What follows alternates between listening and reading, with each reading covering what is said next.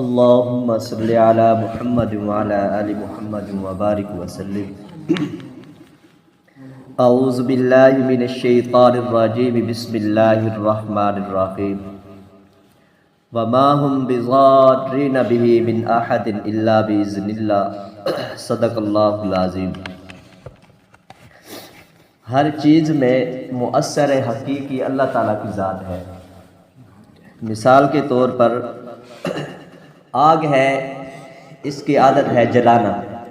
اگر اللہ تعالیٰ چاہیں گے تو آگ اپنا اثر ظاہر کرے گی. اگر اللہ تعالیٰ کی اجازت نہیں ہوگی تو آگ پھر کسی کو نہیں جلا سکتی. اسی طرح زہر ہے، زہر کھانے سے آدمی مر جاتا ہے. تو اگر کوئی آدمی زہر کھاتا ہے، اگر اللہ تعالیٰ چاہیں گے تو زہر کا اثر ہوگا، وگرنہ نہیں ہوگا. اسی طرح پانی ہے، دریا ہے، سمندر ہے، تالاب ہے، تو آدمی اس میں جاتا ہے تو ڈوب جاتا ہے. تو پانی کی عادت ہے کہ جو بھی چیز اس میں جاتی ہے ڈوب جاتی ہے انسانوں میں سے.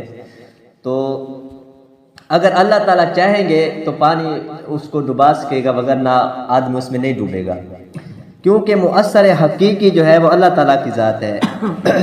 تو اس کی دو تین مثالیں جیسے قرآن میں آتا ہے، حضرت ابراہیم علیہ السلام اور نمرود کا واقعہ آتا ہے کہ جب نمرود لاجواب ہو گیا، مناظر میں ہار گیا، تو وہ سرکشی پہ اتر آیا. پھر اس نے لکڑیاں جمع کروائی اور کافی دن تک لکڑیاں جمع کرتے رہے. اور مفسرین نے لکھا ہے کہ اتنی لکڑیاں انہوں نے جمع کر دی جیسے کوئی پہاڑ ہو. تو پھر اس کو آگ لگئی اور اس آگ کی تپش، اس آگ کی گرمی اتنی تھی کہ لوگ کافی دور تک، کافی میل تک دور اس سے کھڑے تھے. تو اتنی جب آگ جل رہی تھی تو لوگوں نے سوچا اب اس میں حضرت ابراہیم علیہ السلام کو کیسے پھینکا جائے. جو بھی پھینکنے جائے گا وہ خود بھی جل جائے گا. اس کی گرمی اتنی تھی، اس کی تپش اتنی تھی. تو اس کے لیے حضرت ابراہیم علیہ السلام کو آگ میں پھینکنے کے لیے ایک مشین تیار کی گئی، منجین تیار کی گئی. جیسے توپ ہے، دور سے گولا پھینکتے ہیں کہیں جا پڑتا ہے، تو اس طرح کی ایک مشین تیار کی گئی اس وقت. تو اس کے ذریعے حضرت ابراہیم علیہ السلام کو آگ میں پھینکا گیا. اب آگ کی عادت کیا تھی؟ جلانا. اور اس آگ کی اتنی تپش تھی کہ لوگ کافی دور کھڑے تھے، کافی میل دور کھڑے تھے.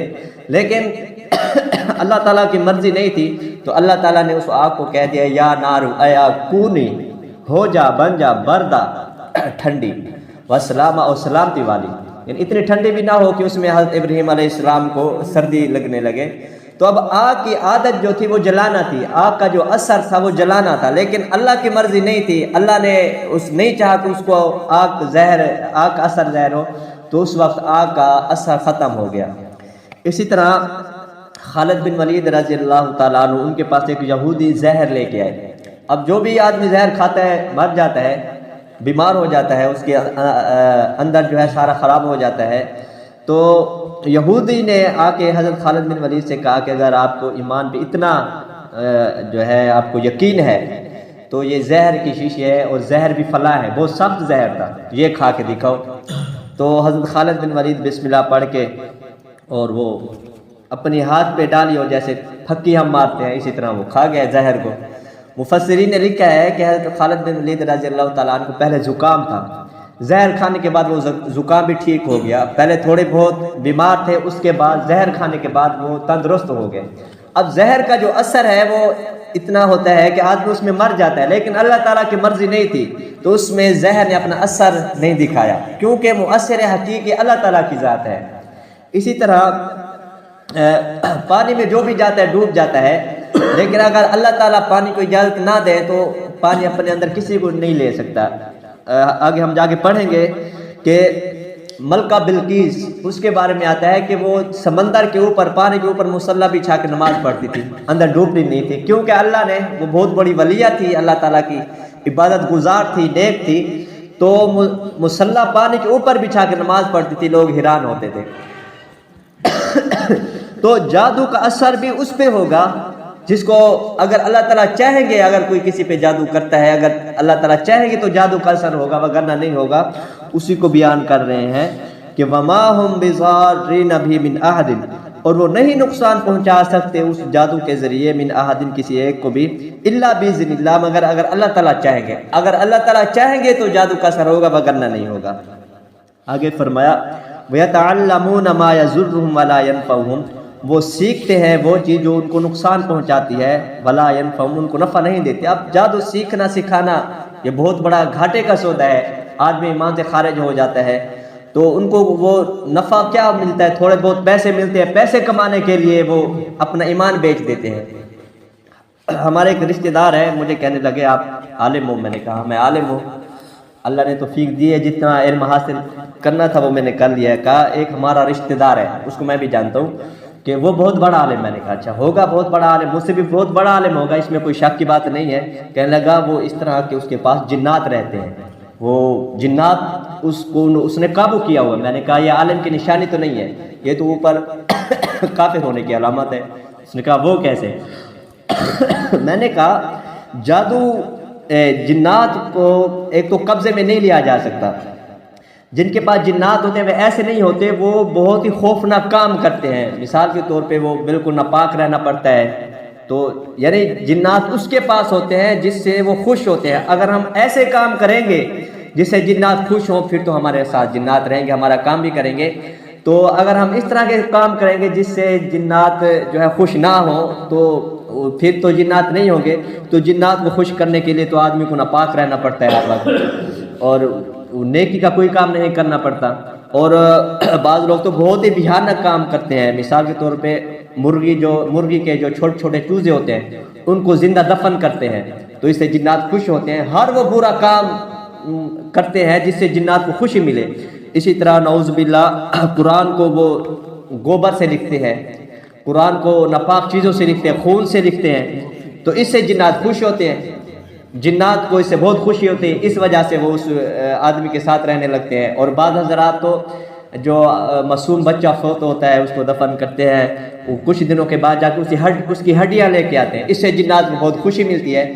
تو جنات کو ایک تو کوئی آدمی قبضے میں نہیں لے سکتا، ان کو اپنا نوکر نہیں بنا سکتا، جیسے کوئی آدمی نوکر کو جو کہے وہ کر کے ہے، بلکہ بہت ہی برے کام کرنے پڑتے ہیں جس سے جو جنات ہوتے ہیں وہ خوش ہوتے ہیں۔ جب وہ خوش ہوتے ہیں تو وہ اپنی خوشی میں آ کے اس کا تھوڑا بہت کام کر دیتے ہیں۔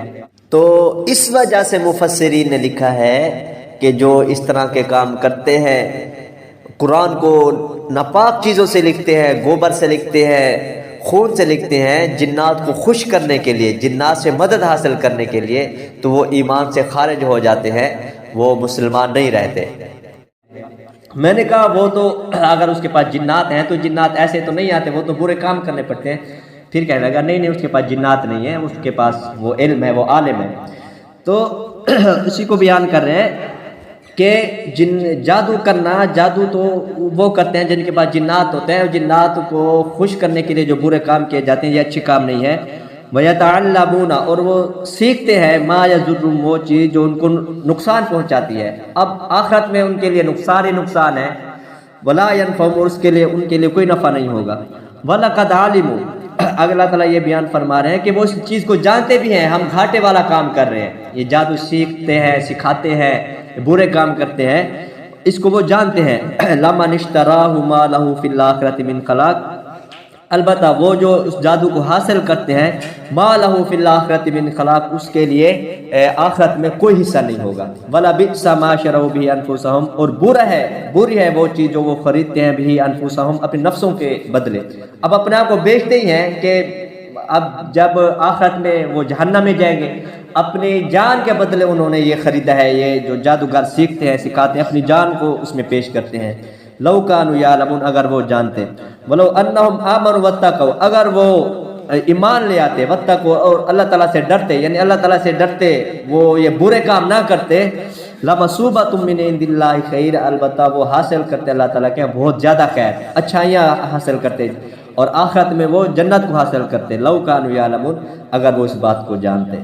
اللہ تعالیٰ عمل کی توفیق عطا فرمائے۔ کل انشاءاللہ آپ کو بتائیں گے کہ فعل نکالنا کیسے ہے، اور اگر آدمی کو کسی کام میں تردد ہو جائے، یہ کام کروں یا نہ کروں، تو اس کے لیے آپ صلی اللہ علیہ وسلم نے استخارہ سکھایا ہے، اس کی کچھ تفصیل ہے وہ آپ کو بتائیں کہ استخارہ کیسے کرنا ہوتا ہے۔